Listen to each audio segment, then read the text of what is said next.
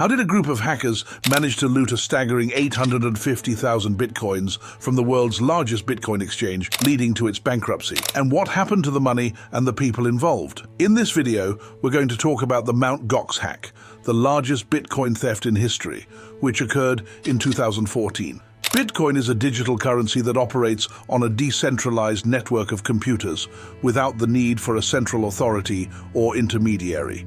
Mt. Gox was one of the first and largest Bitcoin exchanges in the world, where users could buy and sell Bitcoins for fiat currencies, such as US dollars, euros, or yen. Mt. Gox was founded in 2010 by Jed McCaleb, an American programmer, who later sold it to Mark Karpeles, a Frenchman living in Japan, in 2011. Mt. Gox was based in Tokyo, and at its peak, it handled over 70% of all Bitcoin transactions worldwide. However, Mt. Gox was also plagued by technical problems, security breaches, and legal issues. In June 2011, hackers broke into Mt. Gox's system and stole 2,000 Bitcoins, worth about $30,000 at the time. They also manipulated the exchange rate, causing the price of Bitcoin to drop from $17 to $0.01 in a matter of minutes. Mt. Gox managed to recover from this incident, but it was a sign of things to come.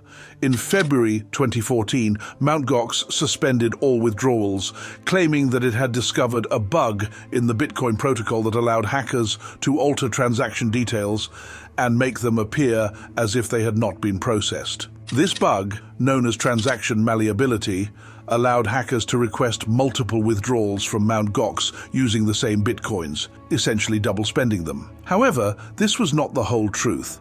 In fact, Mt. Gox had been hacked for years and had lost over 850,000 Bitcoins, worth about $450 million at the time, to unknown thieves. The hackers had exploited a flaw in Mt. Gox's system, which did not properly track the balance of its Bitcoin wallets. The hackers had slowly drained Mt. Gox's Bitcoins, leaving behind only a small fraction of its original holdings.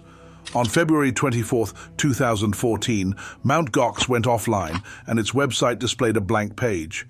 The next day, Mt. Gox issued a statement admitting that it had lost 750,000 Bitcoins belonging to its customers and 100,000 Bitcoins belonging to itself. Mt. Gox also filed for bankruptcy protection in Japan and later in the US, claiming that it had debts of over $60 million. The Mt. Gox hack was a devastating blow to the Bitcoin community and caused the price of Bitcoin to plummet by over 50%. Thousands of customers were left without their funds, and many of them filed lawsuits against Mt. Gox and Karpeles, seeking compensation and justice. Some customers even traveled to Tokyo to protest outside Mt. Gox's headquarters, demanding answers and accountability. The Mt. Gox hack also raised questions about the security and reliability of Bitcoin exchanges and the regulation and oversight of the cryptocurrency industry. Many people wondered how such a massive theft could have gone unnoticed for so long and who was responsible for it.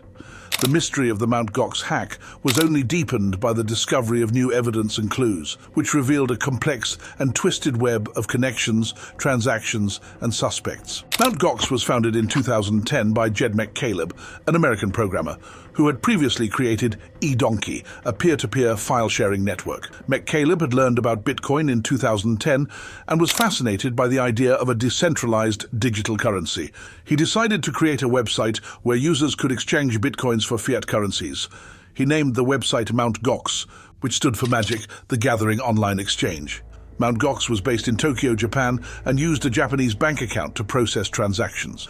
Mt. Gox charged a fee of 0.6% for each trade and made a profit from the difference between the buy and sell prices. Mt. Gox's popularity and success attracted the attention of Mark Karpeles, a Frenchman living in Japan, who was also interested in Bitcoin and had experience in web development and security. Karpeles contacted McCaleb in 2011 and offered to buy Mt. Gox from him. McCaleb agreed and sold Mt. Gox to Karpeles for an undisclosed amount, reportedly between 50,000 and 300,000 Bitcoins, worth about $50,000 to $300,000 at the time. Karpeles became the CEO and majority owner of Mt. Gox and moved its headquarters to a new office in Shibuya, a trendy district in Tokyo. Under Karpeles' leadership, Mt. Gox grew rapidly, and reached new heights of success and influence. By 2013, Mt. Gox handled over 70% of all Bitcoin transactions worldwide and had over 1 million registered users. However, Mt. Gox was also facing many challenges and difficulties, both internally and externally. Mt. Gox was constantly under attack by hackers who tried to steal Bitcoins, disrupt the service, or manipulate the price. But how did the hackers manage to steal 850,000 Bitcoins from Mt. Gox and where they went? The exact details of how the hackers stole 850,000 Bitcoins from Mt. Gox are still unclear and disputed, as there are many conflicting accounts and theories. However, based on the available evidence and clues, we can reconstruct a plausible scenario of what happened. The theft began in 2011, shortly after Karpeles bought Mt. Gox from Mek Caleb. According to a report by WizSec, a group of Bitcoin security experts who investigated the Mt. Gox hack, the hackers gained access to Mt. Gox's system by hacking into Mek Caleb's personal computer, which still had access to Mt. Gox's servers and databases. The hackers then installed a malware program on Mt. Gox's system, which allowed them to remotely monitor and control Mt. Gox's operations. The hackers then proceeded to steal Bitcoins from Mt. Gox's wallets, which were stored in online servers, also known as hot wallets. A hot wallet is a Bitcoin wallet that is connected to the internet and allows for fast and easy transactions.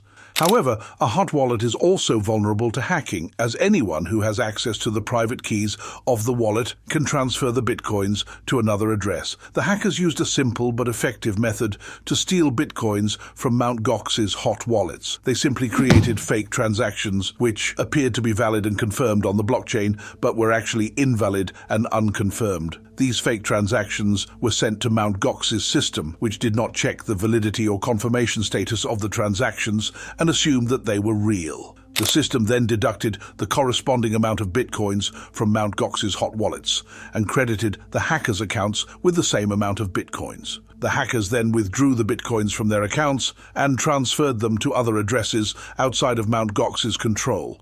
The hackers repeated this process over and over again until they had stolen almost all of Mt. Gox's Bitcoins. The theft went unnoticed for years, as Mt. Gox's system did not properly track the balance of its Bitcoin wallets and showed a false and inflated number. Mt. Gox's customers also did not notice the theft, as they could still see their Bitcoins in their accounts and could still trade them on the exchange.